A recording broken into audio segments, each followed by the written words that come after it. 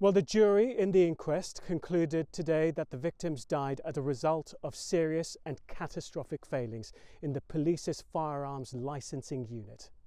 Sam Blackledge reports on the end of the hearing and how the events of Keyham could lead to wide-ranging changes.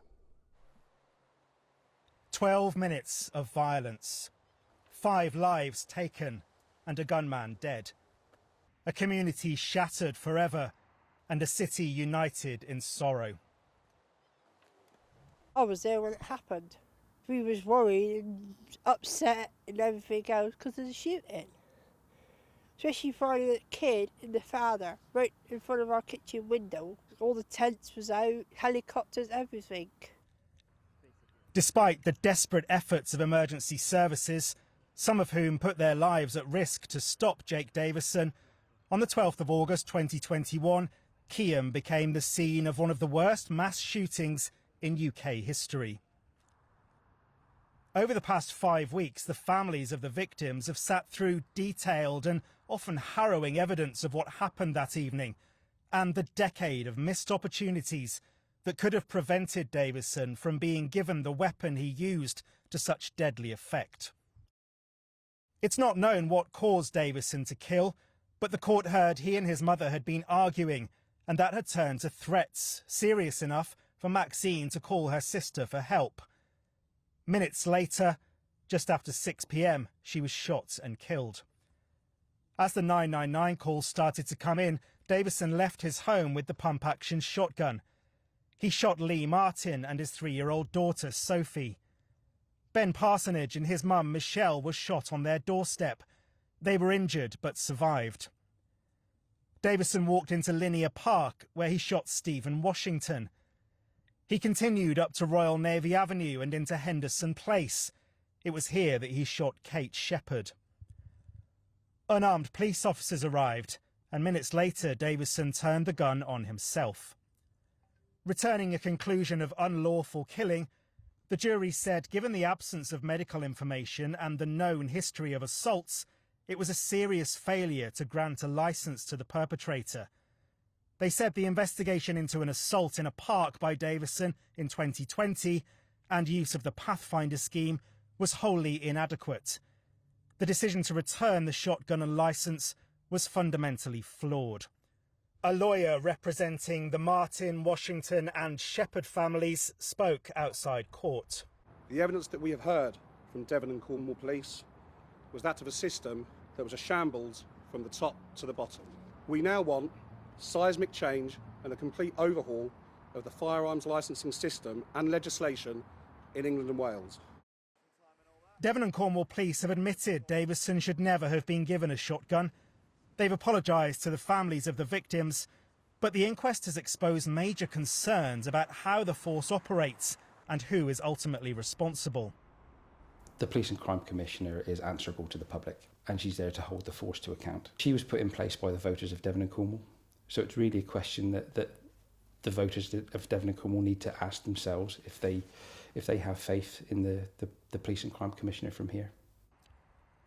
The full story of what happened in Keyham that August day has now been told, but there are more questions still to answer. Could the inquest be followed by criminal charges? Will Keyham one day be seen as a watershed moment in gun licensing law? Could something positive come out of such a terrible tragedy? Well, as you heard there, the jury concluded there was catastrophic failure at Devon and Cornwall Police, who failed to keep the victims safe. Well, we can cross live now to Sam Blackledge, who you heard there, outside Exeter Racecourse this evening. Look, Sam, you've been in court for most of the inquest. What are your thoughts on the past 5 weeks?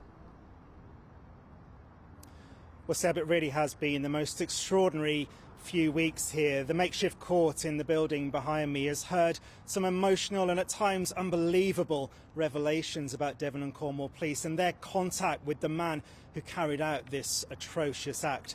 Look, this has undoubtedly been a tragedy for the families and for the city of Plymouth, as a whole. But as the evidence has gone on, it's become clear this is a bigger story about societal failings and about whether the police can ultimately be trusted to look after ordinary, innocent people. I was struck by the comments of the senior coroner, Ian Arrow, at the end.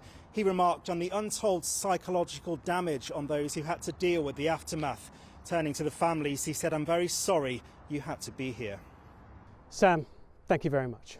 Good evening. First tonight, a coroner has said the deaths of 5 people shot by a gunman in Plymouth came after 3 decades of abject failure to properly train police staff. In a report following the Keyham inquest released today, Devon's senior coroner accuses successive governments of failing to act on numerous warnings and says the public may still be at risk unless there are urgent changes to the law. Well, Sam Blackledge joins us now from Plymouth. Sam, what are the key points of today's report?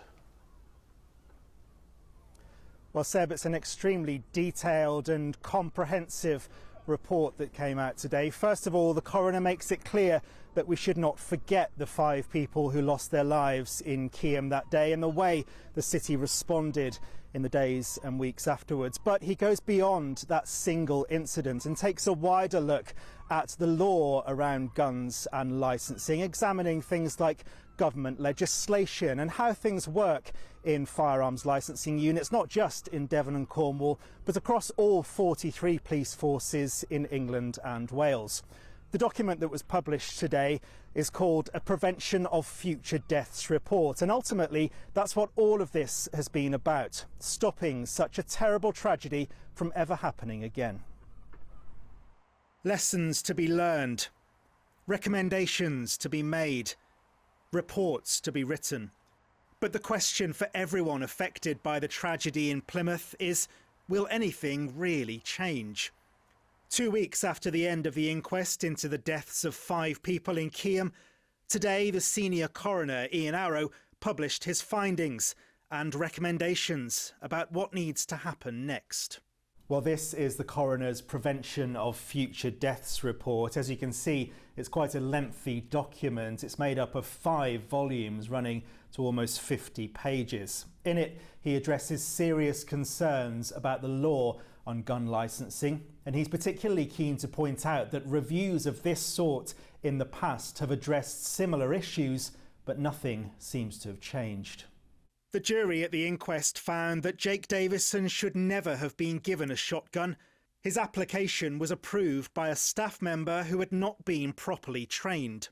In his report, the coroner says that despite countless warnings over the past 27 years, there's been an abject failure to ensure nationally accredited training of firearms officers. He adds, "I'm concerned that in other police force areas, weapons may remain in the hands of individuals who pose a danger to the public."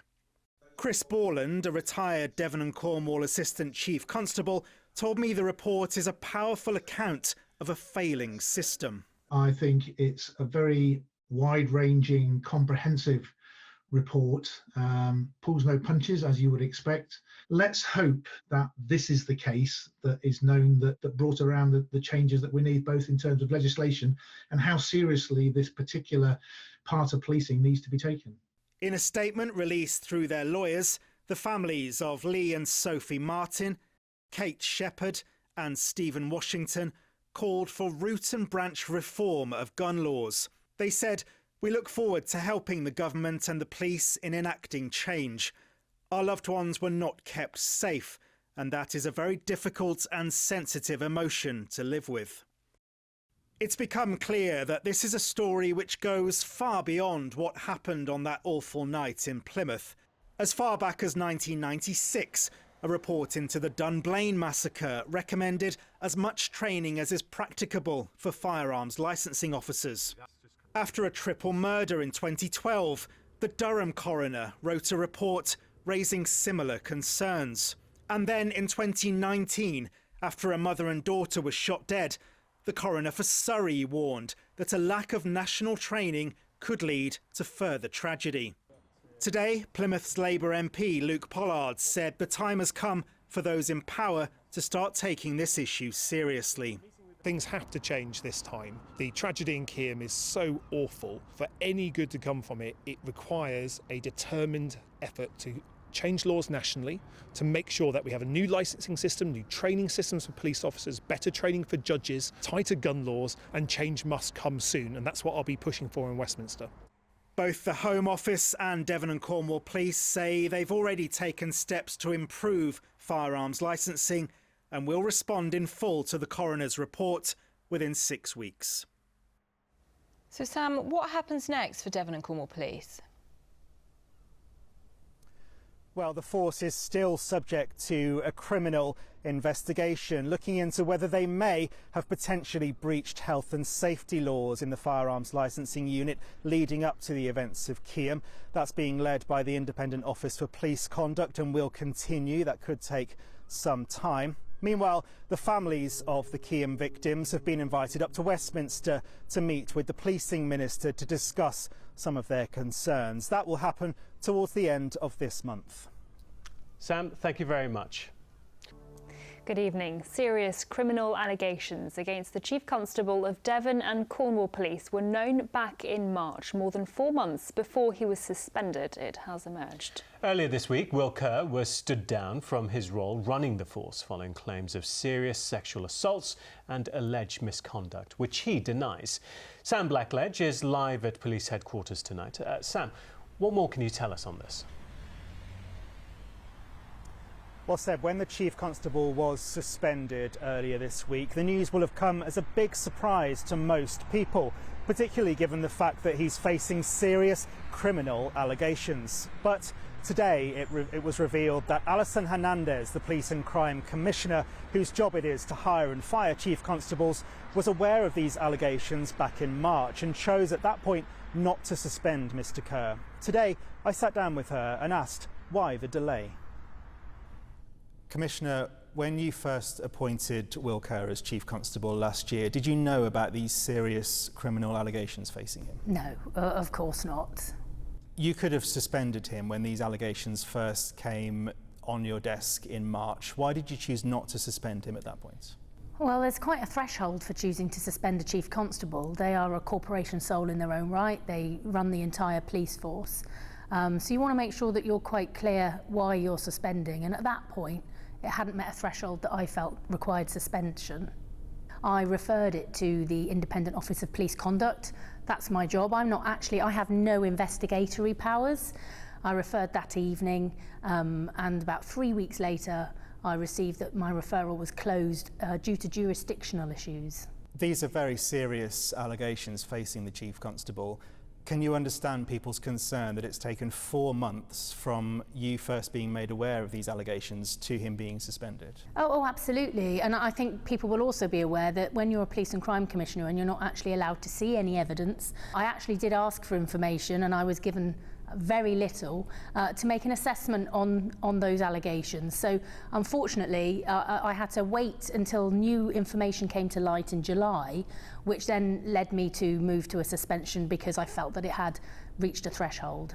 The force has been through a tough time with what happened in Keyham, the failings there, the force being placed into special measures, and now this situation. Is it time for you to consider your position? Well, fundamentally, I do not run the police force. What I can do is create an environment that gives them as much resource as I possibly can. So I think I'm doing my best in terms of what my powers and abilities are. I think it's just unfortunate that some of these things that largely are beyond the force's control, some of them are largely beyond, but some are within. And I've just got to make sure that the right leadership is at the helm. Well, we have heard from the IOPC today. They say that when that initial referral was received in March, they didn't have the authority to investigate because the allegations came from outside their jurisdiction. But things changed, and just a couple of weeks ago, they did accept the case and they are investigating. A reminder that Will Kerr denies any suggestion of criminality.